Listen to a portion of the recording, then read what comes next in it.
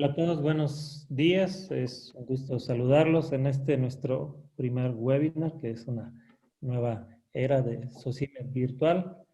Es un gusto tenerlos a todos aquí. Ojalá el número de conexiones aumente y tengamos una grata experiencia académica. En esta nuestra primera sesión SOCIME virtual tenemos una invitada especial que es una experta en imagen, la doctora Nieves Gonzalo López, que es, como lo comentaba, experta, y en este grado de expertise que ella tiene, es actualmente editorial board de Eurointervention y también de la revista española de cardiología de intervencionismo cardíaco. Coordinará el evento de aquí en adelante el doctor Héctor García, que es también un experto en imagen intravascular. A diferencia de otras ocasiones, ahora podemos recordar esta, pues, juego de palabras muy agradable, que antes era rock en tu idioma. Entonces, en este caso en particular, tenemos academia y ciencia en nuestro idioma. Héctor, un gusto saludarte. Nieves, un gusto saludarte. Bienvenida. Muchas gracias. Hola a todos, mucho gusto. Es un placer para mí estar esta mañana con ustedes. El día de hoy me complace en compartir esta charla con Nieves, una colega, amiga que nos conocimos durante nuestro doctorado en Holanda. Y bueno, es un placer estar con todos ustedes. Gracias a SOCIME por la invitación, Yigal. Y pues el tema de hoy es simple pero complejo, como todo en la vida. Aquí tenemos a Nieve. Espero que no escuchen mucho eco como yo lo escucho.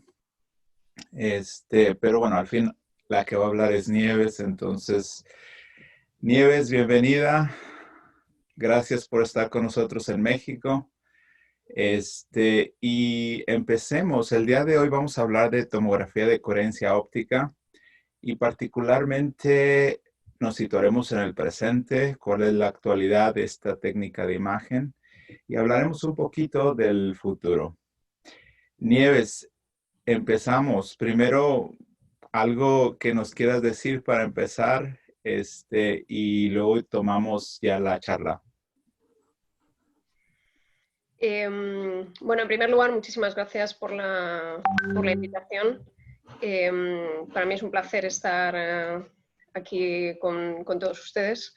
Y bueno, sobre todo, yo creo que la idea fundamental de esta charla es dar unas ideas muy prácticas sobre el uso de esta técnica, de esta tecnología que tenemos en muchos laboratorios, que en algunos probablemente no acaba de arrancar a lo mejor del todo porque no se acaba de ver cuál puede ser la utilidad clínica que puede tener, y de eso se trata fundamentalmente hoy, de transmitir ese tipo de ideas de en qué situaciones realmente es útil esta técnica. Así es, Nieves. Lo que intentamos es aterrizar un poquito el uso de esta técnica de imagen. Y antes de empezar con los casos que nos preparaste, quisiera que me dijeras en qué casos estás usando el día de hoy esta técnica de imagen. El equipo ya está integrado. ¿Cuál es su situación en el clínico, en el Hospital Clínico Madrid? Yo creo que es una tecnología que ha ido, digamos, evolucionando y haciéndose mucho más accesible al uso en el laboratorio. Realmente, si te acuerdas, Héctor, los primeros casos, cuando empezamos en Rotterdam, realmente había que tener muchas ganas de hacer una OCT para hacerla, porque realmente al principio era una técnica muy compleja. Fundamentalmente, la aplicación en el laboratorio al principio estaba limitada por la necesidad de eliminar la sangre dentro del vaso para poder obtener las imágenes, porque la luz no es capaz de atravesar los glóbulos rojos, y esa era la limitación fundamental de la aplicación. Y realmente al principio pues era una técnica compleja, había que ocluir el vaso, etcétera. Pero realmente todo el desarrollo tecnológico que ha habido en los últimos años ha hecho que ahora sea una técnica muy fácil de usar. Efectivamente, como comentas, hay muchos sistemas que se pueden incluso integrar en la sala, o están los sistemas móviles que también son, digamos, útiles en algunas situaciones, por ejemplo, para personas que tengan varios laboratorios y quieran compartir el sistema. Pero básicamente el sistema ahora es bastante fácil de usar. La adquisición de las imágenes se ha simplificado muchísimo y de hecho cada vez estamos aprendiendo más cómo optimizar el uso de contraste. Este era uno de los problemas iniciales también de la OCT, la necesidad de utilizar contraste para adquirir las imágenes. Yo creo que cada vez más estamos aprendiendo a sustituir la angiografía, digamos, por la OCT. Con una única inyección podemos obtener las dos cosas, la angiografía y la OCT, y una vez que tienes la OCT realmente tienes tanta información que no hace falta hacer muchas más vistas angiográficas. Puedes basar, digamos, tu intervención prácticamente en lo que tienes en ese pullback de OCT si aprendes a interpretarlo bien. Y esa es un poco, digamos, la situación. Yo me acuerdo que al principio, pues efectivamente, no era una técnica que usara todo el mundo. Yo diría que hoy en día prácticamente todos mis compañeros en el laboratorio, somos 9 personas, todos utilizan OCT y la tienen integrada en su práctica clínica y la utilizan, digamos, de forma habitual para casos. Las indicaciones más frecuentes, yo diría, respondiendo un poco a lo que me preguntabas, probablemente, digamos, yo las diría en 3 grupos. Por una parte, optimización de angioplastia, y evidentemente no se usa en todas las angioplastias, pero sí que en las angioplastias más complejas, yo diría. Cuanto más compleja sea la angioplastia, más va a ayudar en general la imagen intracoronaria, ya sea IBUS o CT, y en ese sentido probablemente donde yo la encuentro muy útil es pues en las lesiones fundamentalmente difusas, esa situación en la que te encuentras enfermedad en el vaso, no está claro, digamos, qué zonas hay que tratar, no está claro dónde es un buen lugar para aterrizar con tu stent, lesiones difusas, esa es una de las indicaciones en las que más lo utilizamos, y también en lesiones calcificadas. De hecho, esto es uno de los usos pues, que más ha aumentado, yo diría, a lo mejor en el último año, también un poco en relación al boom de todas las técnicas de modificación de placa, ¿no? Realmente sí, con imagen se obtiene, con OCT especialmente, se obtiene una evaluación muy precisa del calcio, y eso puede ser útil para decidir qué tipo, digamos, de preparación de placa necesitamos. También en las bifurcaciones, en muchas ocasiones, sobre todo para ser muy precisos en las medidas de los tamaños que necesitamos, en esa longitud que necesitamos para poder hacer luego un buen pot, en los cambios de calibre que puede haber entre las zonas distales y proximales, cómo ajustar todo el tamaño del stent, en todas esas situaciones. En definitiva, yo diría que cuanto más compleja es la angioplastia, más te va a ayudar tener imagen.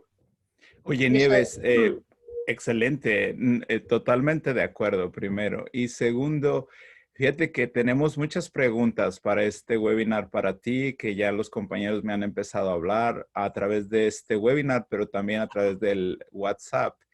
Y ahora que estabas comentando el uso de la OCT para angioplastia compleja, me preguntaban mucho, ¿tenemos que ver la reconstrucción tridimensional? ¿Qué parte de la reconstrucción tridimensional es importante? ¿Es obligatorio? ¿Se tiene que aprender a interpretar o en qué casos es más relevante? Y tú mencionabas las bifurcaciones, probablemente por eso me hizo recordar esta pregunta, porque probablemente es ahí donde tendría más utilidad. ¿Tú qué experiencia tienes usando la reconstrucción tridimensional? Sí, así es. Yo creo que la reconstrucción tridimensional probablemente para la mayor parte, digamos, de las angioplastias no es imprescindible, pero efectivamente donde sí que yo creo que aporta un valor añadido y donde sí que puede dar una información muy útil es en las bifurcaciones, sobre todo, digamos, a la hora de evaluar los resultados, digamos, de las intervenciones en las ramas laterales, cómo nos ha quedado, digamos, el enjaulamiento de esa rama lateral, qué zonas han quedado enjauladas por el stent, si realmente con el kissing hemos conseguido abrir bien esa rama, si hemos dejado struts en medio, todas esas situaciones. También, por ejemplo, con la reconstrucción tridimensional se puede ver muy bien cómo queda la porción proximal de la bifurcación, las zonas de mala posición, las zonas donde tienes, por ejemplo, cuando se hace una técnica de crash, las zonas de overlap de struts. O sea que yo creo que sobre todo, efectivamente, estoy de acuerdo, la reconstrucción tridimensional en las bifurcaciones es probablemente donde más aporte. Claro. Oye, vamos a revisar el presente, que tenemos ciertamente 1 hora, pero ya estoy muriéndome por escuchar estos casos. Son casos que tú has tratado y que estamos muy curiosos de escuchar de qué se tratan. Bueno, he preparado 2 casos de las otras 2 indicaciones que os quería comentar en las que yo utilizo más OCT. Como decía, angioplastia compleja es una de ellas y las otras 2 probablemente serían el síndrome coronario agudo y el fracaso del stent, y restenosis o trombosis. Y os quería comentar 2 casos precisamente, uno de síndrome coronario agudo y otro de fracaso del stent. Respecto al síndrome coronario agudo, de nuevo, evidentemente no vamos a hacer OCT generalmente en todos los casos de síndrome coronario agudo, ojalá pudiéramos, pero evidentemente no es posible. Yo creo que lo más importante es utilizarla cuando pienses que puede cambiar lo que vas a hacer. Y en ese sentido, probablemente la idea es utilizarla cuando piensas que el paciente no requiere que implantes un stent. Y todos sabemos que hay síndromes coronarios agudos así. Sabemos que hay síndromes coronarios agudos de causa aterosclerótica que en general, cuando es una placa rota, van a requerir un stent. Pero hay casos de síndrome coronario agudo, todos hemos tenido experiencia en el que de repente pues, aspiras, por ejemplo, y no hay nada, no hay estenosis, y qué hacer en esa situación. Entonces, os quería enseñar uno de esos casos. Este es un paciente de 70 años que, como veis, es un paciente que tiene muchos factores de riesgo, es diabético, hipertenso, factores de riesgo de aterosclerosis, claramente. Y el paciente tiene una historia curiosa porque justo el día antes, digamos, de venir a nuestro hospital, el paciente acude a otro hospital con dolor torácico. Y en la urgencia le evalúan y lo que ven fundamentalmente es que que va en fibrilación auricular, que después pasa a ritmo sinusal, le hacen unos marcadores de necrosis, ven que no hay, digamos, nada de elevación y le mandan a casa. En principio lo mandan ahí sin anticoagulación. Es un paciente que tampoco se sabe cuánto tiempo llevaba con ese ritmo o esas alteraciones de ritmo. Y el paciente al siguiente día viene a nuestro hospital por un dolor torácico ya muy marcado, con alteraciones en la repolarización. Veis ahí que venía con un bloqueo de rama derecha, pero incluso con el bloqueo se veía que había cambios en la repolarización, descenso de ST. Y el paciente llega en ritmo sinusal, pero al rato pasa de nuevo a fibrilación auricular. El eco que se le hizo era normal y el paciente persistía, digamos, con mucha molestia, por lo que, digamos, se pasó urgente a la sala de hemodinámica. Y esto es lo que nos encontramos. Podéis ver en la imagen de la izquierda, una imagen de la coronaria izquierda, valga la redundancia, en la que bueno, se puede observar que tiene una oclusión de una rama marginal, de una subrama. Esa marginal grande se divide en dos ramas y una de ellas está ocluida. Y lo que es interesante es que el paciente además tenía una oclusión de la descendente posterior. No sé si lo podéis ver bien aquí, pero bueno, aquí se ve que realmente hay un defecto de continuidad. Esto es una imagen parada, pero si viéramos el vídeo, esto es circulación colateral que está llegando a la descendente posterior desde la coronaria izquierda, o sea que era una oclusión crónica de la descendente posterior. Por tanto, es un paciente que claramente pues, tiene enfermedad coronaria. Se decidió en este caso hacer una aspiración de trombo. En la rama intermedia se obtuvo efectivamente trombo y esta es la imagen que nos encontramos después de la aspiración. Oye, pues muy bien la imagen angiográfica, ¿no? Está muy limpia, digamos, los bordes de esa arteria coronaria de la rama marginal que nos mencionas. Y el flujo, como lo describes aquí, es flujo 3. Entonces, si no hay estenosis angiográfica y el flujo es casi normal, pues el resultado es casi stent-like, ¿no? Entonces aquí Exacto. la pregunta yo creo que se hicieron ustedes es, bueno, ¿y ahora stent o no stent, no? Y es ahí donde seguro que la OCT nos va a ayudar, o te ayudó mucho en tomar esa decisión. Sí, efectivamente, porque es cierto que digamos que esto es algo que puede ocurrir y que muchos centros probablemente, a pesar, digamos, de obtener un resultado así, al final decidirían poner un stent pensando que tal vez hay una placa rota subyacente que necesita de alguna forma estabilizar. O sea que mucha gente, a pesar, digamos, de que no quede una estenosis significativa, que pasa frecuentemente en el infarto, decidiría poner un stent, ¿no? Sí. En este caso, como digo, dado el resultado, pues decidimos nosotros hacer una OCT. Y estas son las imágenes, ¿no? En las que bueno, se puede observar aquí, bueno, esta es la imagen longitudinal y tenemos varios cortes en los que fundamentalmente lo que quería mostrar es que es un paciente que tiene un poquito de engrosamiento intimal, como se ve aquí. Esto no es un vaso totalmente normal, es un vaso que tiene engrosamiento intimal. Esta es la zona de la bifurcación, ya vieron que era una marginal que se dividía en dos ramas. Esta es la zona de la bifurcación con la otra subrama. Esta es la parte proximal de la obtusa marginal.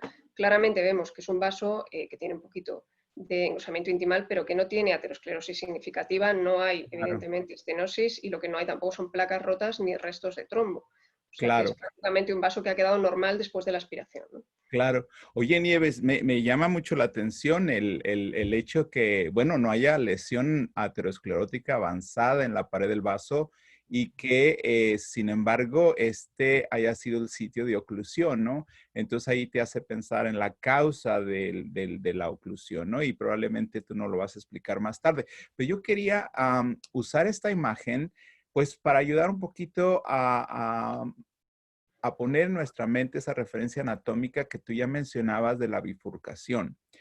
Si vemos el panel superior que va de la A a la D, la A es lo más distal al vaso y probablemente sea ese vaso que estuvo ocluido, ¿verdad, Nieves? Y entonces la C es la posición de la bifurcación, ¿no? Entonces B sería más o menos el lugar donde la oclusión La zona estaba. de la oclusión, efectivamente.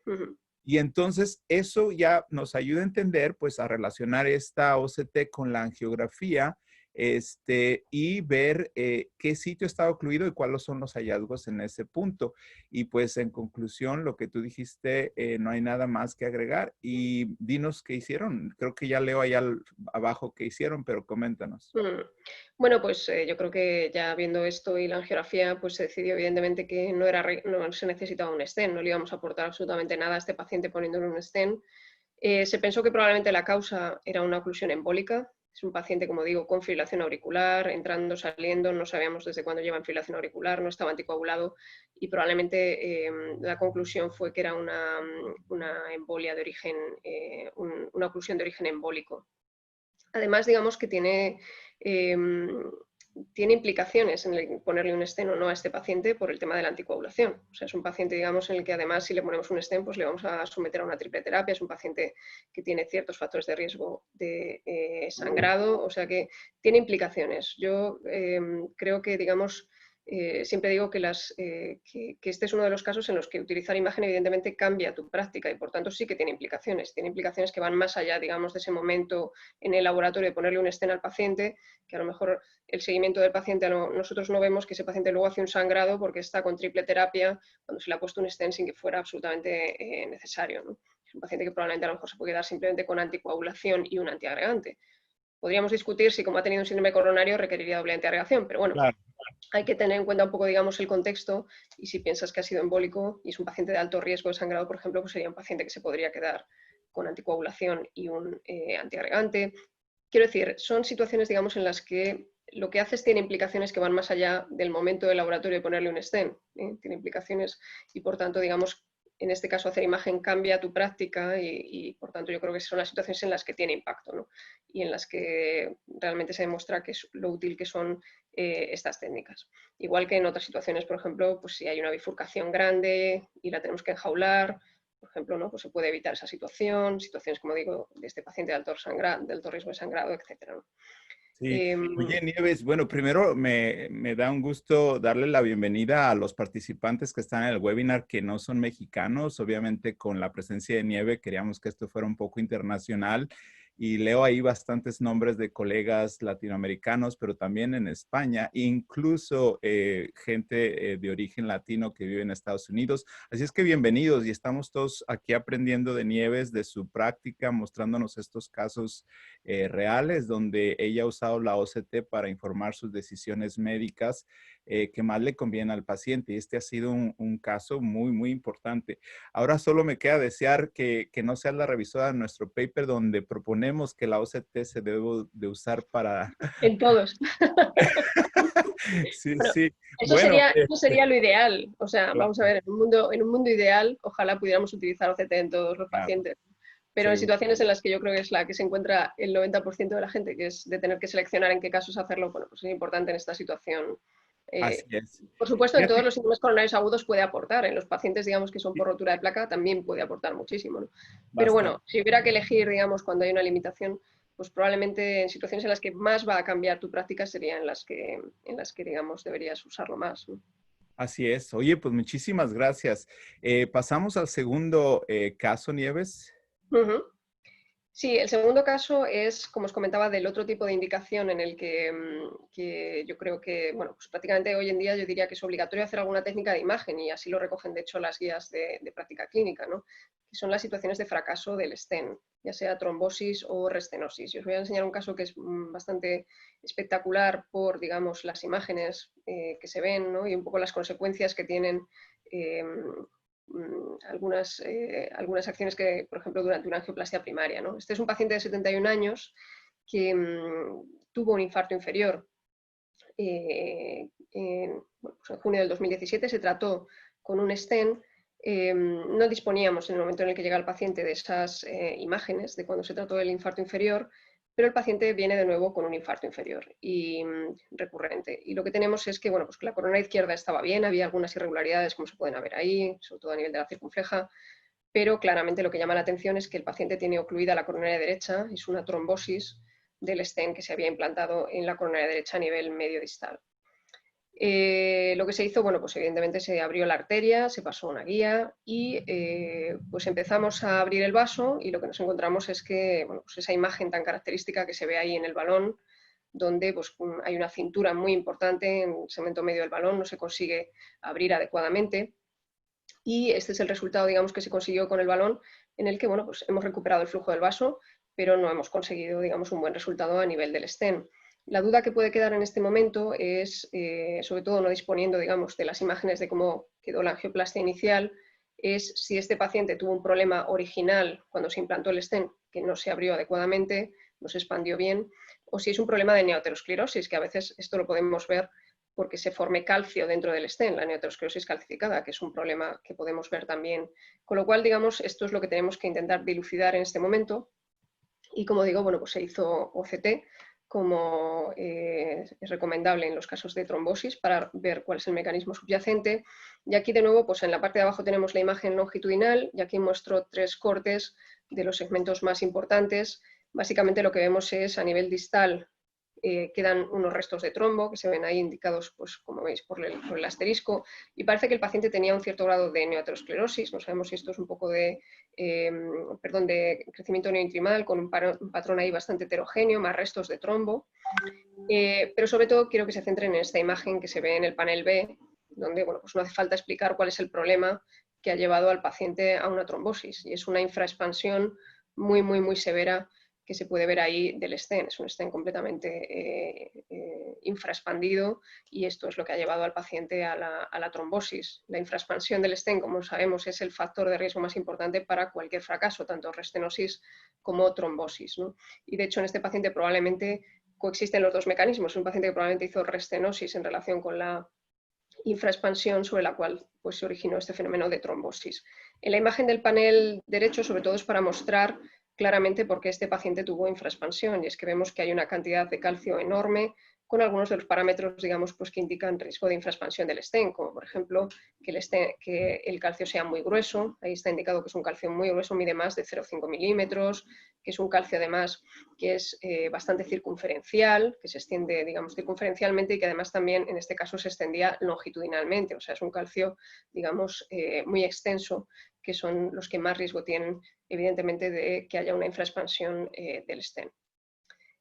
Basándose en esto... Déjame hacer un comentario aquí para los compañeros que están escuchándonos. Es muy ilustrativo este caso y tú lo mencionaste. En el panel B están los struts estos que podemos ver de manera circular. Son estas estructuras, ahora sí que brillantes, que tienen estas sombras acústicas, no acústicas, perdón, sombras aquí detrás, exacto.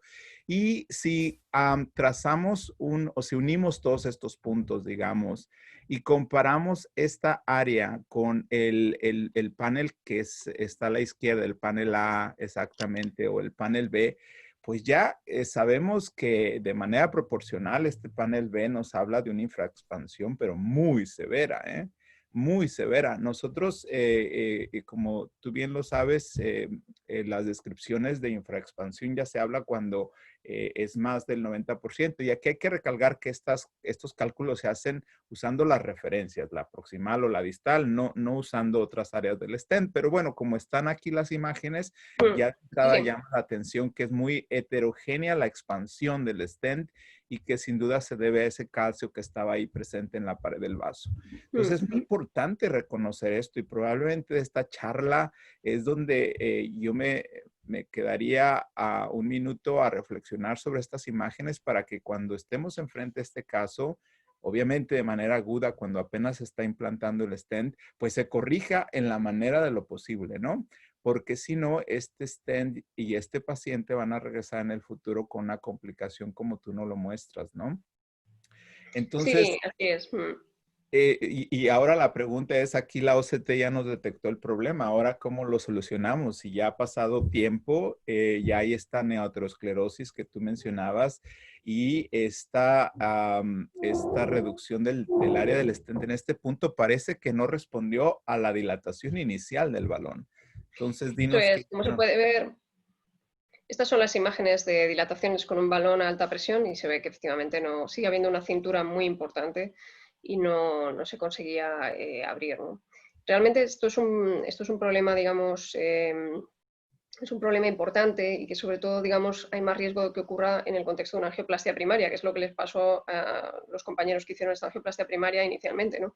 Es un paciente en el que vino con un infarto de la coronaria derecha, se abre la coronaria derecha y no es una situación habitualmente la angioplastia primaria en la que se ponga uno a hacer técnicas de preparación de placa, etcétera, ¿no?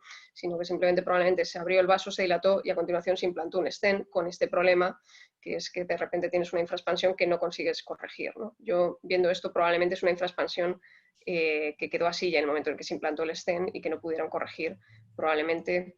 Y además, de nuevo, ¿no? En el contexto de una angioplastia primaria es una situación en la que probablemente no quieres postdilatar por el riesgo de no reflow, etcétera. O sea que es una situación, digamos, bastante compleja cuando te encuentras una primaria en un paciente con mucho calcio. Es una situación de riesgo para tener un problema así, ¿no? De una infraexpansión importante de un stent.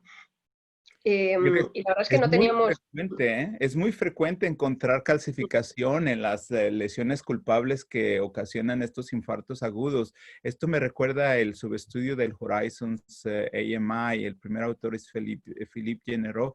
Él publicó junto con este grupo en el JACC el pronóstico de estos pacientes con infarto agudo que tenían calcificación al momento del tratamiento y les va muy mal, muy mal comparado con el otro grupo.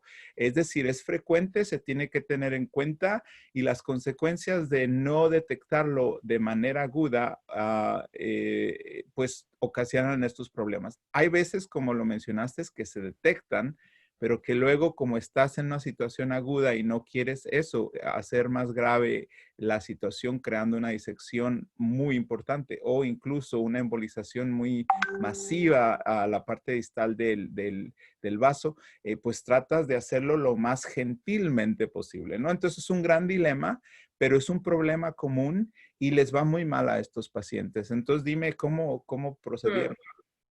Así es. Entonces, realmente la infraexpansión del stent yo creo que es un problema muy difícil de solucionar una vez que tienes una situación así, ¿no? Por suerte, recientemente tenemos una herramienta nueva, ¿no? Que nos puede ayudar en estas situaciones, que es la litotripsia. Es lo que se hizo en este paciente. Se utilizó un balón de litotripsia. Estas son imágenes, de hecho, del procedimiento. No sé si están familiarizados con esta técnica, pero bueno, básicamente es una técnica que utiliza ondas sónicas de alta presión, pero muy cortas, para generar pues, presiones muy elevadas, de hasta 40-50 atmósferas en la pared del vaso, muy cortas, de milisegundos, y de esa manera, digamos, conseguir romper el calcio. La ventaja además es que puede romper el calcio por detrás del stent, que es el problema que tenemos con estas situaciones, porque claro, es un momento en el que no apetece evidentemente pasar un rota, aunque sea descrito, por ejemplo, la rotablación, infraexpansión del stent. Yo creo que realmente no es una técnica segura en ese contexto y realmente pues el balón de litotripsia es más fácil. Y más seguro probablemente en este contexto. Es un balón normal, como un balón de angioplastia, se coloca, digamos, en la zona que se quiere tratar, se infla simplemente a 4 atmósferas y con eso se aplican los pulsos. Durante la aplicación de los pulsos lo que se generan son esas burbujas dentro del balón que se ven, por ejemplo, en el panel B, se ve una burbuja dentro del balón.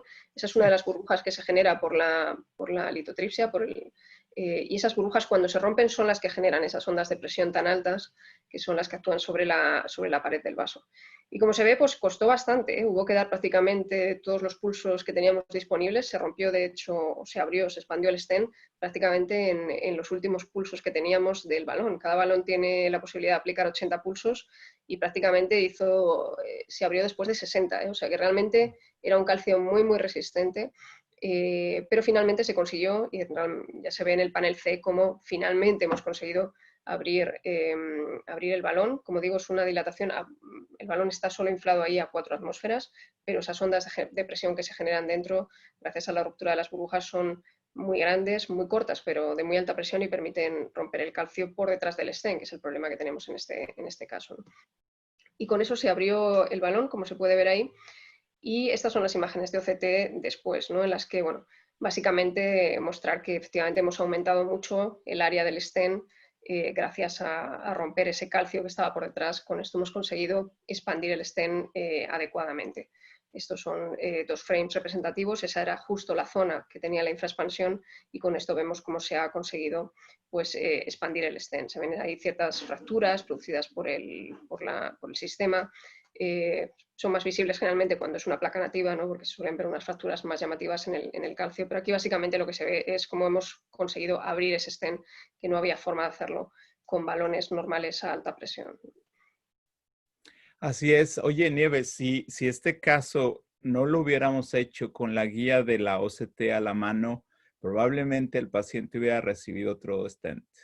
Probablemente hubiera recibido un segundo stent que no hubiera resuelto el problema, que lo hubiera agrandado y complicado de manera muy importante.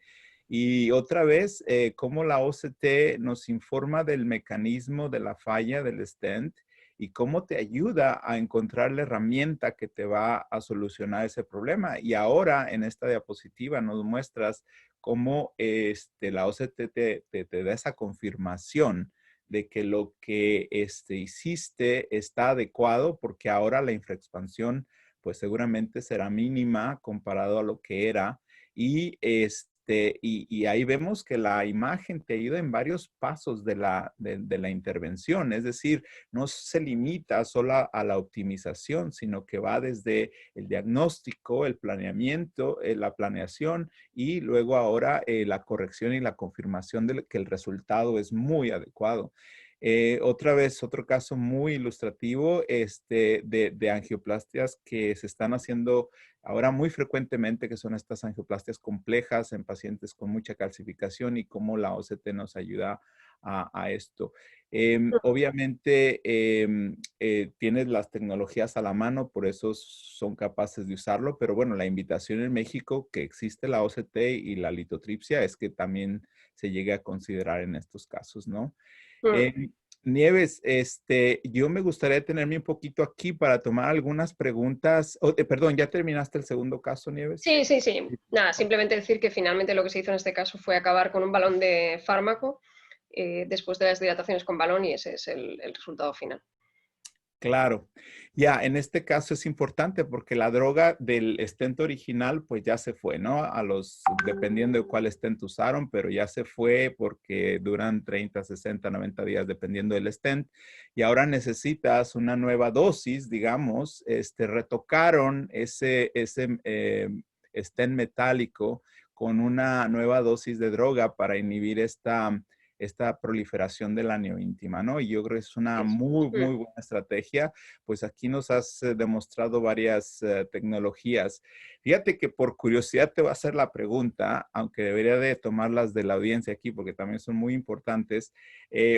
Cuando se hace OCT después de estos tratamientos con balón con droga, no sé si se la hicieron, pero se llegan a ver esos puntilleos, Nieves, del depósito del plaquitaxel en la pared del vaso.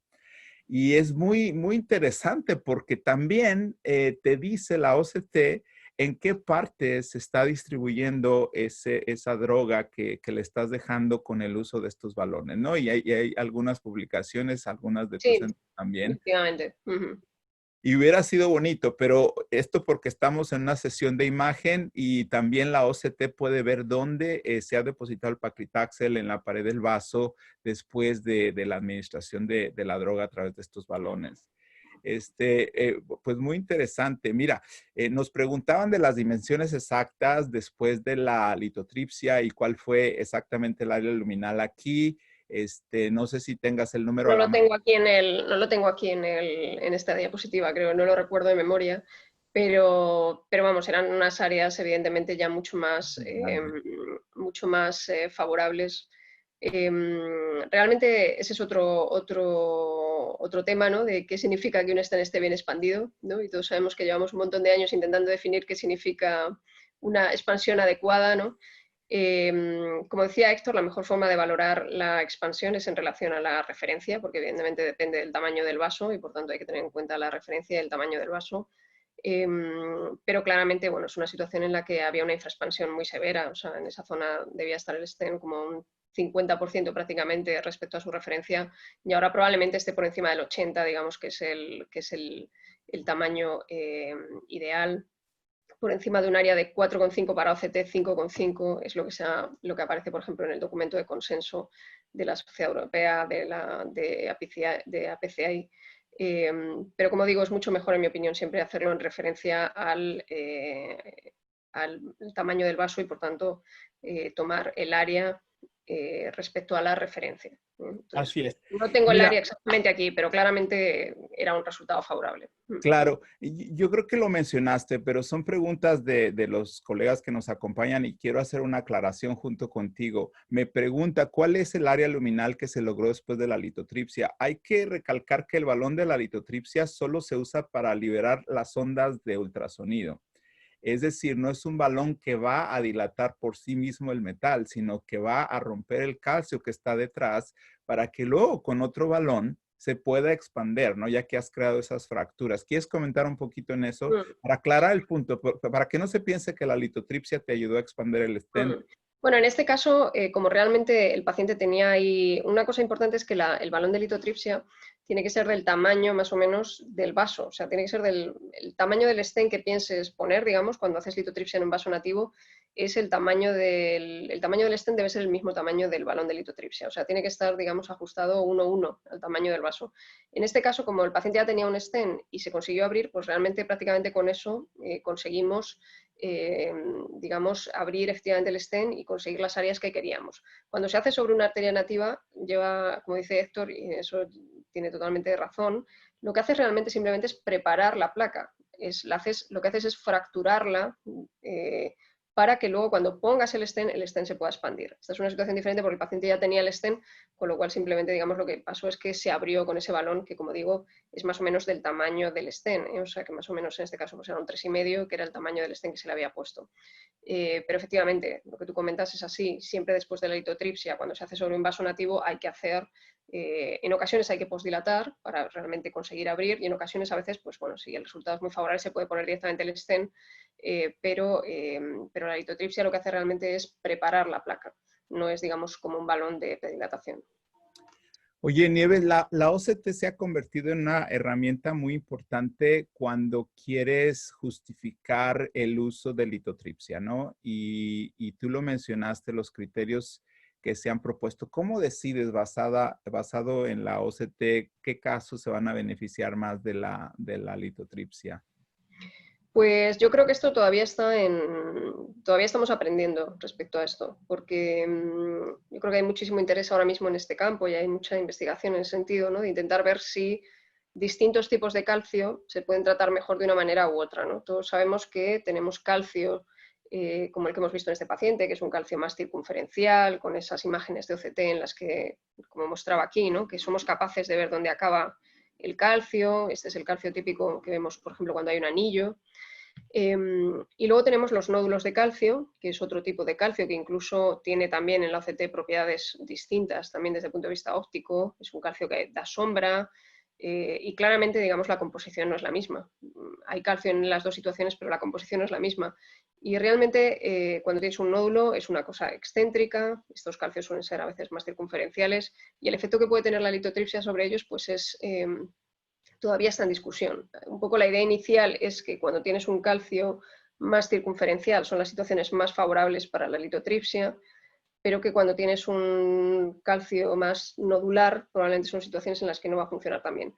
Pero yo creo que todavía no hay, digamos, la suficiente evidencia científica de eso. Son un poco observaciones que hemos tenido en el laboratorio, pero que yo creo que todavía necesita más confirmación. O sea, no hay ahora mismo una guía de si hay un determinado tipo de calcio hay que utilizar determinada técnica, si no hay, por ejemplo, no pensaría, bueno, si hay un nódulo calcificado probablemente es más útil una técnica ablativa, por ejemplo, utilizar rotablación, porque de esa forma podemos ablacionar en parte el nódulo, pero de nuevo tampoco hay, digamos, una evidencia Claro. muy sólida en ese sentido. Yo creo que todo esto es muy nuevo. Todo viene un poco del auge de todas estas técnicas de modificación de placa. Todos cada día tenemos pacientes más complejos, más ancianos, y el calcio evidentemente es cada vez un problema más importante, y pues todo esto está un poco en investigación en este momento. Yo creo Claro. que estamos construyendo un poco basado un poco en esas ideas, pero como digo, que son observaciones y que yo creo que requieren confirmación. Confirmación, seguro. Fíjate que parte de lo que siempre se ha comentado de que la OCT no se usa mucho, pues uno es costo, pero cuando el costo no es el limitante, muchas veces es también la interpretación de las imágenes. Y aquí quiero hacer un poquito la transición entre el presente, que es lo que tú nos has mostrado, y un poquito el futuro. Como tú sabes, Abbott, que es el proveedor número uno ahora sí que de esta tecnología, aunque tenemos otros como Eterumo, y otras pequeñas compañías también por ahí. Abbott está desarrollando algoritmos que van a ser automáticos para la detección de la composición de la placa, ¿no? Entonces, el día de hoy, lo que es el presente, el software ya reconoce los strats, por eso genera estas imágenes tridimensionales, y lo que están haciendo ahorita ya probando en estudios clínicos es qué tan confiable es esa detección automática para que de entrada, cuando termines de hacer la OCT, en el display de la consola o de tu equipo de rayos X, tengas toda la distribución del calcio, el grosor, la extensión circunferencial, como lo mencionabas, y la profundidad, ¿no? Si es muy superficial, si está en la profundidad. Abbott obviamente está muy adelantado con este algoritmo, y varios centros lo tienen porque están en estudios de investigación, pero nuestros colegas también de Pulse Imaging se llama, una compañía en China, también tienen su algoritmo de detección. Hay varios reportes, pero comercialmente probablemente lo veremos primero con Abbott y con esta compañía china. Y eso ayudará, Nieves, a que se automatice más el proceso en el laboratorio, que te diga de una vez qué tanta extensión tienes del calcio, para que esos algoritmos de los que tú nos hablabas, donde no sabremos qué terapia de usar estas terapias de remoción de calcio, se vuelvan pues más fáciles de tomar esas decisiones y se automaticen un poquito ese proceso, ¿no? Pero también lo que es el presente, Nieves, y ahí es a donde voy también, es usar este corregistro, ¿no? Porque los dos casos que son muy interesantes, que hemos aprendido bastantes, yo creo que aquí lo que es importante mostrar también es que ya están integradas la angiografía y las imágenes de OCT en nuestros equipos. Y esto hace que cuando adquirimos la OCT ya haya una vinculación directa con la localización de esa imagen de la OCT en la angiografía. Primero dinos si este es el default en tu institución, es decir, todos los hacen ya con corregistro, si esto es la única forma el día de hoy de hacer OCT, y si crees que sea ahora sí que obligatorio en todos los casos. No, yo creo que había preparado también un caso un poco para ejemplificar cómo puede ayudar el corregistro. Como tú dices, pues yo creo que es fundamental para que esta técnica se implemente en la clínica, porque básicamente lo que hace es facilitar muchísimo la interpretación del pullback. Todos al final trabajamos con angiografía, y la angiografía al final es nuestra herramienta en la que tenemos que decidir de dónde ponemos el stent, etc. Entonces, realmente tener una herramienta que te dice exactamente a qué zona de la angiografía corresponde este frame de OCT, te dice esto es esto, eso es fundamental, sobre todo para las personas, digamos, que tienen menos experiencia o que están empezando, pues les ayuda muchísimo a implementarlo. Ayuda muchísimo, por ejemplo, también, como decía antes, en situaciones en las que tienes lesiones difusas, en las que es facilísimo perderse en el pullback, ¿no? ¿Verdad? Incluso buscando ramas o buscando cosas que te sirvan de referencia, es muy fácil perderse en un pullback cuando es un paciente, por ejemplo, que tiene enfermedad difusa, que tiene varias lesiones, etc. Con lo cual, realmente yo creo que el corregistro es una de las herramientas que más ayuda en el laboratorio y que más va a ayudar a que se implemente la OCT. Nosotros lo usamos en todos los casos que podemos. Hay un laboratorio en el que tenemos un sistema portátil que no tiene corregistro de angiografía integrado y entonces en ese caso no se puede hacer. Pero desde luego si es un caso, como comento, de estos en los que el corregistro piensas que va a ayudar, evidentemente siempre se intenta hacer en el laboratorio que tiene corregistro de angiografía. Realmente yo creo que es una de las herramientas más útiles y que es curioso, por ejemplo, que el IBUS, que lleva muchísimos años, ¿no? Ahora estamos empezando a tener algunas herramientas de corregistro de angiografía, pero realmente es curioso que nunca se haya implementado. Además, la ventaja que tiene el corregistro de la OCT es que es muy sencillo, que es otra de las cosas fundamentales, porque con el IBUS, por ejemplo, hubo intentos de hacer corregistros, pero eran cosas complicadísimas. Realmente con la OCT yo creo que todos lo conocen, pero básicamente es algo que se puede hacer desde la mesa. Aquí están, digamos, los controles en la mesa y lo estamos haciendo desde la mesa. Son 3 pasos, básicamente, en los que se marca simplemente, le marcas, digamos, unos puntos para que el sistema identifique el vaso en angiografía, confirmas y inmediatamente el sistema te da el corregistro para que lo puedas utilizar online. Es un proceso que dura 20 segundos. Realmente esto es fundamental y además, pues como digo, puede ser controlado por el operador desde la mesa. Por ejemplo, esto es un caso, este es Javier Escanet, que está ahí haciendo este caso. Le veis, ahí está con el mando de la OCT, que también lo puedes tener integrado en la mesa y puedes controlar absolutamente todo el sistema desde la mesa, ¿no? Por ejemplo, aquí estamos viendo en esta lesión, esta es el área luminal mínima, está midiendo, está viendo las referencias, está viendo si esto puede ser, esta zona, una buena referencia. Fijaros qué fácil es en la angiografía, ¿no? Te dice exactamente dónde hay que aterrizar, ¿no? Vemos qué área tenemos ahí, si es una buena zona de landing distal. Aquí vemos que en la parte proximal pues el vaso tiene un poco más de placa, pero aquí hay una zona que probablemente podría ser favorable. Son todo mediciones que se pueden hacer desde la mesa y, como digo, esto es fundamental para facilitar el uso de esta tecnología, incorporarla eso, en casos de angioplastia, en casos de optimización, realmente tener todas estas herramientas y no tener a alguien midiéndote o intentando ver a qué zona corresponde, yo creo que es una de las cosas que realmente más facilita el uso de la OCT y que además puede evitar uno de los problemas más importantes de la angioplastia, que es el geographical miss famoso. O sea, realmente que al final no ponemos el stent donde lo queríamos poner, ¿no? Porque pues en la angiografía a veces es difícil saber exactamente a qué zona corresponde esta zona si no tienes el corregistro. Entonces, yo creo que para todo eso es muy útil el corregistro. Tenía un caso también para enseñaros, si queréis, un poco de cómo nos puede ayudar en un caso de la práctica diaria. Este es un caso de un paciente joven también con hipertenso diabético que viene con un infarto de la circunfleja y en un segundo tiempo viene para que le tratemos la descendente anterior que tiene pues tiene esta lesión. Entonces, este es uno de esos casos en los que, bueno, pues vemos ahí que hay una bifurcación, hay 2 ramas, y vemos que hay cierto grado de enfermedad aparece en el ostión de esa diagonal. Y bueno, este es un caso que se decidió hacer con guía por OCT. Y lo que vemos es que, os voy a enseñar el pullback aquí, porque tiene algunas cosas interesantes. Esta es la zona del segmento distal. Vemos aquí en la imagen de corregistro cómo podemos seguir a qué zona corresponde en la angiografía cada zona que vemos en la OCT. Y es interesante que nos vamos a acercar a una zona aquí en la que vemos, esta es la entrada de la diagonal, donde tenemos la guía, se puede ver ahí muy bien. Y aquí es interesante porque nos vamos a acercar a una zona proximal donde empiezan a aparecer restos de trombo, como veis ahí, sí. Incluso una imagen de placa rota. Recordar que es un paciente que había venido por un infarto de la circunfleja, pero esto no es, digamos, ¿no? Como muy bien sabe Héctor, esto no es nada raro que los pacientes con síndrome coronario agudo puedan tener placas rotas en otros vasos. Y este es un ejemplo bastante característico de esto, ¿no?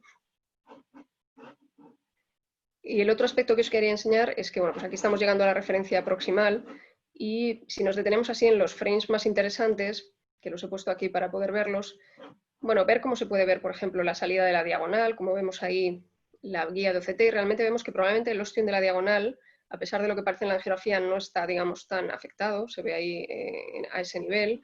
Vemos también, como digo, que hay una placa rota en este paciente, ¿no? que vino por un infarto de otro vaso, que no es infrecuente. Y luego lo que os comentaba, cómo el corregistro es muy útil para localizar las referencias, para determinar, digamos, dónde vamos a aterrizar con nuestro stent.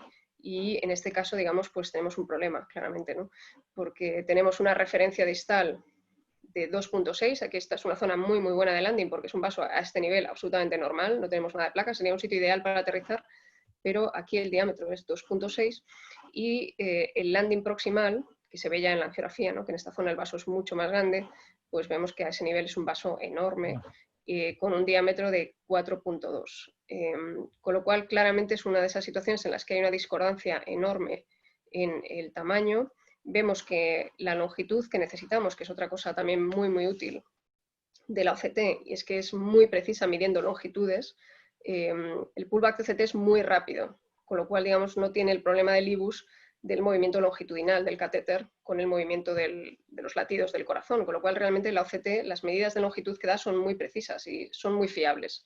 Si la OCT dice que desde aquí hasta aquí hay 27 milímetros o 26.6, hay 27 milímetros. Realmente se puede coger esa longitud de Sten con toda, digamos, certeza porque son muy fiables esas medidas. Y a veces también es muy útil cuando tenemos lesiones largas y realmente es muy difícil a veces determinar qué tamaño o qué longitud de Sten necesitamos, y siempre que sea posible evitar overlaps y demás, pues siempre es mejor en ese sentido tener una buena medición de longitud, ¿no? Pero como digo, este es un caso en el que tenemos un problema porque hay una discordancia muy, muy grande entre la referencia distal y la referencia proximal. Y aquí pues lo que tenemos que hacer es irnos a este tipo de tablas, que ahora tenemos, digamos, varias publicaciones al respecto de los límites de expansión de los stents, ¿no? Para, si queremos conseguir un resultado óptimo y expandir el stent adecuadamente en la porción proximal, pues lo que vemos aquí es que prácticamente con ningún stent, si cogemos un stent ajustado a la referencia distal, que es 2,6, como mucho podríamos coger a lo mejor un 2,75, pues realmente ninguno de los stents, digamos, en pequeños, va a llegar a esos límites de expansión, ¿no?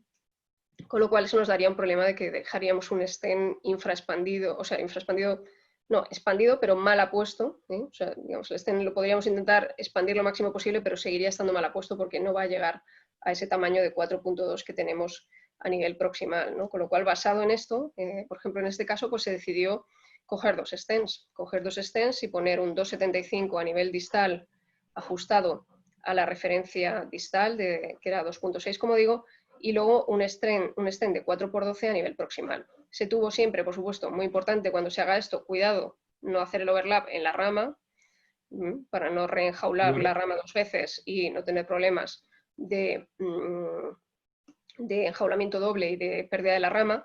De nuevo, esto se puede hacer con el pullback de OCT. Puedes ver exactamente dónde está la rama y cuántos milímetros hay hasta la rama. Por tanto, puedes poner un stent de 18 y no vas a hacer el overlap en la rama. O sea, todos esos detalles, digamos, ¿no? Cuando se quiere hacer una cosa muy precisa, los puedes tener con el AOCT y, como lo digo, lo puedes tener con una única inyección. Una única inyección de angiografía, no necesitas, digamos, hacer más vistas, no. Tienes toda la información en ese pullback con toda esta, digamos, capacidad de tener todos esos mínimos detalles, ¿no? Y este es un poco el resultado final. Y este es el resultado final en OCT, en el que, bueno, pues básicamente para mostrar cómo realmente pues, el stent ha quedado bien ajustado a nivel distal, no tenemos disecciones porque está en su tamaño. Es lo bueno, digamos, de utilizar stents del tamaño apropiado, que no tienes problemas de disecciones, etcétera. Vemos aquí que está bien apuesto y expandido a todo este nivel.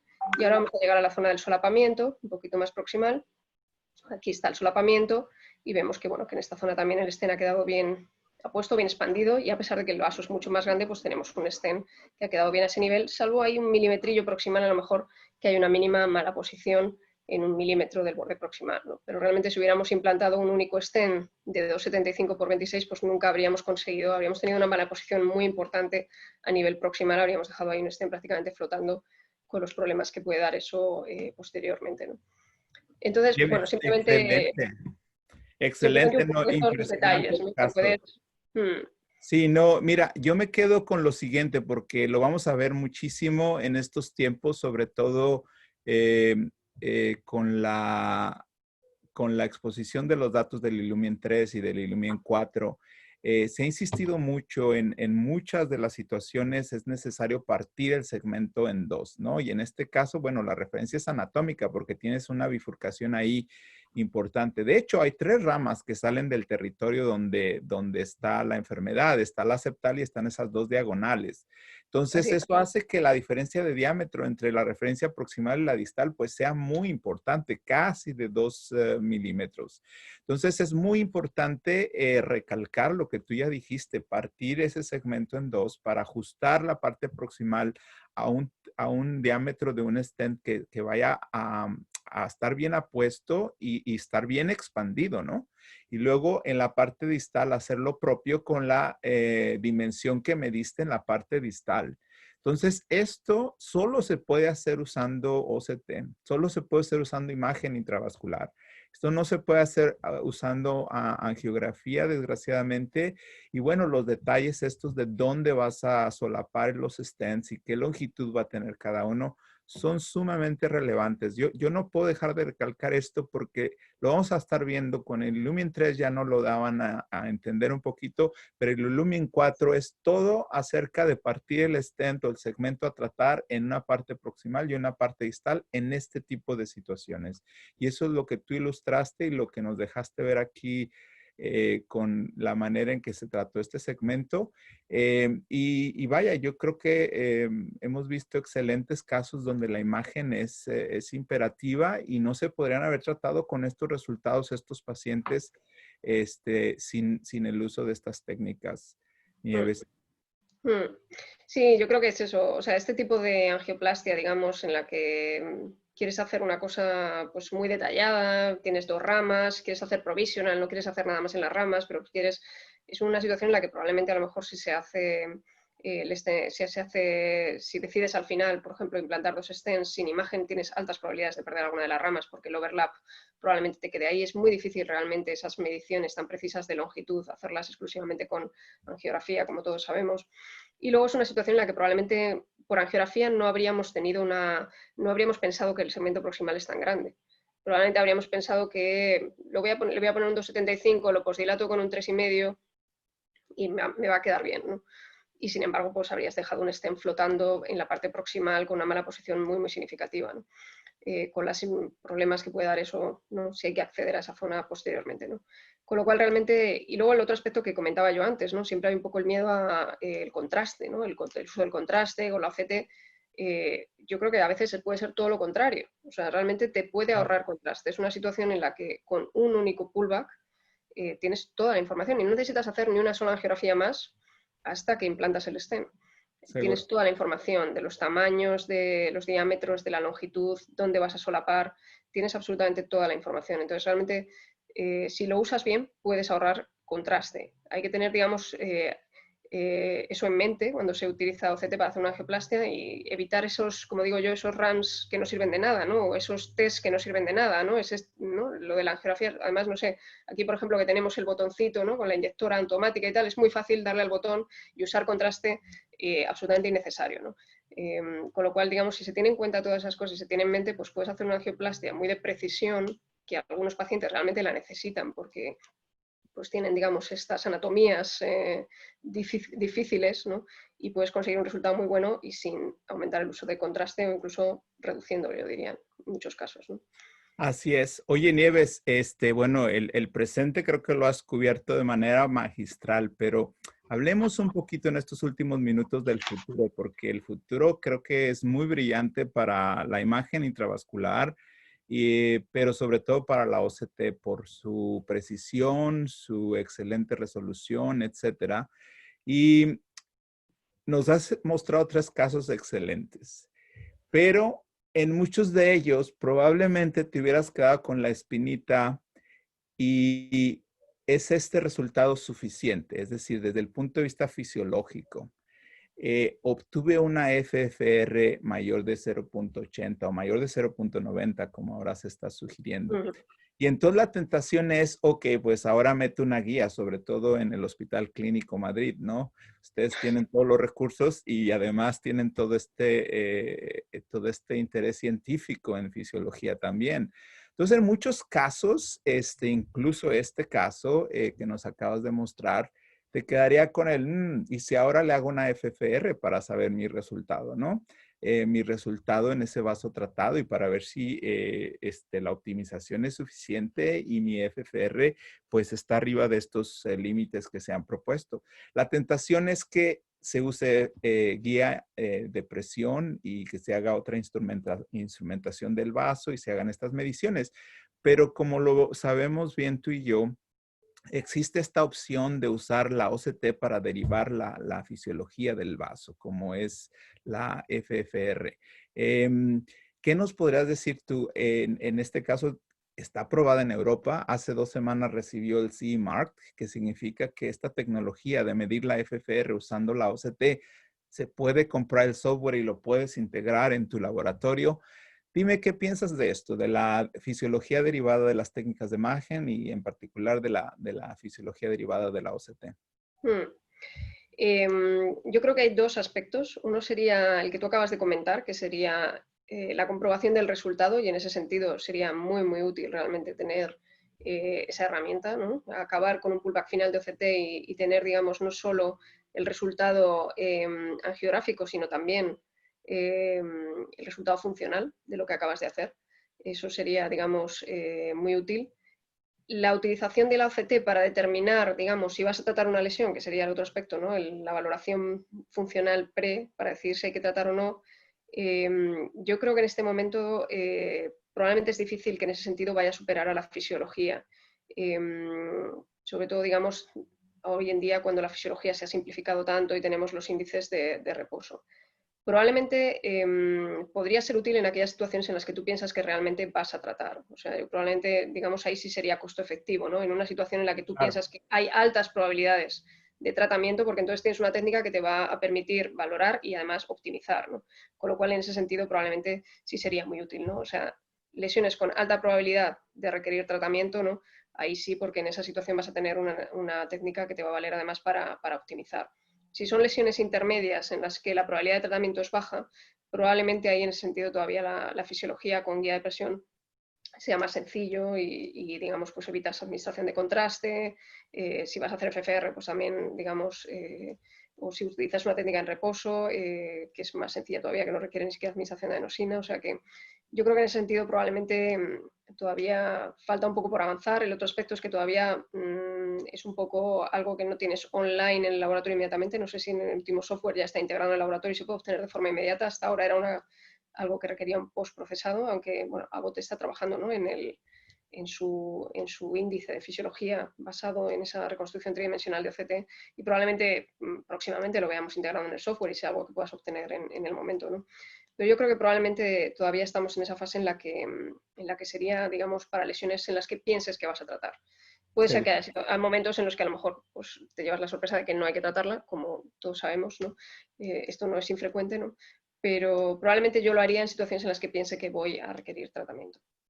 Así es, y aquí en pantalla les muestro este caso en esta publicación reciente donde se muestra el uso de esta técnica de OCT, donde derivamos la FFR, y aquí se ilustra cómo pues el área luminal es 2.76 y la OFR es 0.8. Entonces, la FFR invasiva es 0.79. Yo creo que tú lo has resumido bastante bien. Yo creo que el estudio Fusion que Abbott está a punto de empezar nos va a mostrar la utilidad de la detección de la FFR con esta técnica de imagen y probablemente nos ayude a entender si se puede usar como reemplazo. Yo me voy a quemar un poquito aquí porque este video va a quedar grabado y ojalá lo podamos revisar dentro de 2 o 3 años. Yo creo que Abbott va a dejar de vender la FFR, va a dejar de vender la guía y va solo a vender la OCT, porque la OCT te va a hacer la fisiología, la OCT te va a dar toda la caracterización de la placa de manera automática, que es ese otro algoritmo que ya están desarrollando, te va a ayudar a informar qué tipo de modificación de placa tienes que hacer y a optimizar tu implantación del stent. Abbott va a dejar de vender la guía de presión, va a ser solo OCT. Y es por eso tan relevante que tengamos esta charla el día de hoy para mostrarles el presente con estos 3 casos excelentes. Bueno, todos te felicitan aquí por el chat de Nieves, por las presentaciones y yo te los hago saber, pero también para decir que el futuro ya está aquí. De hecho, estamos en pruebas de que esto se pruebe y eventualmente se implemente. Y tú ya nos mostraste con unos muy buenos casos en qué situaciones podríamos terminar haciendo esa FFR al final del tratamiento para ver si nuestra optimización ha sido suficiente, ¿no? Así es. La última pieza es todavía yéndonos un poquito más allá, Nieves, tenemos estas técnicas de OCT donde se inyecta otro tipo de contraste, que no es el contraste que usamos para hacer angiografía, es esta indocianina verde, donde nos ayuda junto con la OCT a detectar las placas rotas. Bueno, eso es obvio en muchos casos en la OCT. Esta es la imagen del lado izquierdo, pero del lado derecho nos ayuda a detectar esos microtrombos también o esos depósitos de fibrina adosados a los strats. Cuando se inyecta este material de contraste y se hace la corrida con la OCT, pues muy fácilmente puedes ver esos depósitos, los puedes cuantificar y como tú sabes, pues están haciendo ya el First in Man aquí en Boston para ver si esto se puede utilizar en humanos, es seguro y tiene algún valor diagnóstico y pronóstico, ¿no? Eventualmente.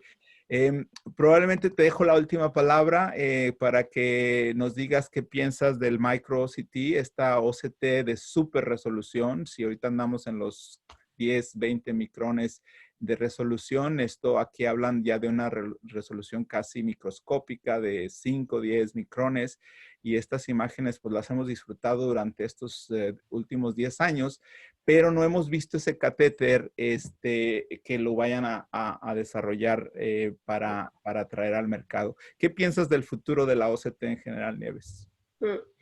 Yo creo que sí, efectivamente, como hay como dos vertientes. Por una parte, la parte funcional, que esa ya está aquí, lo que tú dices, o sea, la evaluación funcional basada en las reconstrucciones tridimensionales de la OCT, esa es la parte, digamos, que ya está aquí. Y luego está la parte, digamos, de todos los detalles anatómicos, el micro-CT, la incorporación de fluorescencia, etcétera, ¿no? Que son aspectos que yo creo que todavía están más en fase de desarrollo. La aplicabilidad técnica, digamos, clínica de esto todavía es más, la veo más lejana. Hay que ir paso a paso y realmente conseguir que la OCT, como está hoy en día, ya se aplicara en el laboratorio, ¿no? O en muchos laboratorios sería todo un logro, ¿no? Esto, digamos, ya es de nota, ya es la parte muy avanzada, probablemente todavía, digamos, para investigación. Pero que lo que tiene que quedar claro es que la OCT, digamos, que tenemos todos en el laboratorio, es una herramienta que no es una herramienta de investigación, sino que es una herramienta clínica, que tenemos igual que tenemos cualquier otra cosa, la angiografía, el IBUS, la OCT es lo mismo, no es una herramienta de investigación, es una herramienta que nos ayuda a tratar a los pacientes mejor, que nos ayuda a optimizar, que nos ayuda a estar más seguros, digamos, de lo que hacemos, nos quita incertidumbre sobre las cosas que hacemos y por tanto nos ayuda. No la tenemos que ver, digamos, como algo que nos dificulta, sino todo lo contrario, es algo que nos va a ayudar. Y yo creo que respecto a lo que hablabas de la interpretación, pues la parte positiva de la OCT es que es, yo creo que bastante más fácil de interpretar que el IBUS, ¿no? El IBUS, digamos, siempre ha tenido este problema de la escala de grises en la que todo es un poco difuso, la OCT es mucho más clara y más fácil de interpretar en general. Y realmente es eso, yo creo que todos tenemos que verlo como algo, una herramienta más de las que tenemos en el laboratorio, cuyo fin es fundamentalmente ayudarnos a tratar mejor a nuestros pacientes, que es el objetivo final de todo lo que hacemos, ¿no? Nieves, te tengo que agradecer muchísimo porque quería empezar estos webinars de SOCIME, que es el primero de la era virtual, contigo, por muchas razones. Primero, por nuestra larga amistad, pero sobre todo porque todo lo que has hecho en este campo pues es grandísimo y has hecho trabajos esenciales para entender y haber llegado hasta este punto con la OCT. Y además porque tú quieres a México y México te quiere a ti, tienes muchísimos amigos en México. Vuelve cuando quieras. Es una pena que el día de hoy tenga que ser de esta forma, pero pronto será ahora sí que de manera presencial y también disfrutaremos de esa presencia tuya. ¿Alguna última palabra para SOCIME, al cual ya quiero agradecer de antemano por habernos permitido compartir esta mañana o tarde con Nieves? Y te dejo la última palabra a ti, Nieves, y probablemente Yigal. Nada, yo muchísimas gracias por la invitación, encantada, evidentemente, y como tú dices, tengo muchísimos amigos en México, es un país que adoro, y pues nada, ojalá pueda volver en presencia lo antes posible cuando el COVID lo permita. Seguro, seguro. Yigal, si tienes alguna última palabra, si no, le quiero agradecer a los compañeros que nos acompañaron en la presentación de Nieves y decirle que esto continúa y vamos a hacerlo junto con Salvatore, pero Salvatore tuvo otra cita aquí que no le dejaba estar con nosotros, pero haremos una parte con él también. Nieves, gracias, cuídense mucho, un abrazo a ti, a la familia obviamente, y estaremos muy pronto en contacto. Adiós. Muchas gracias. Chao.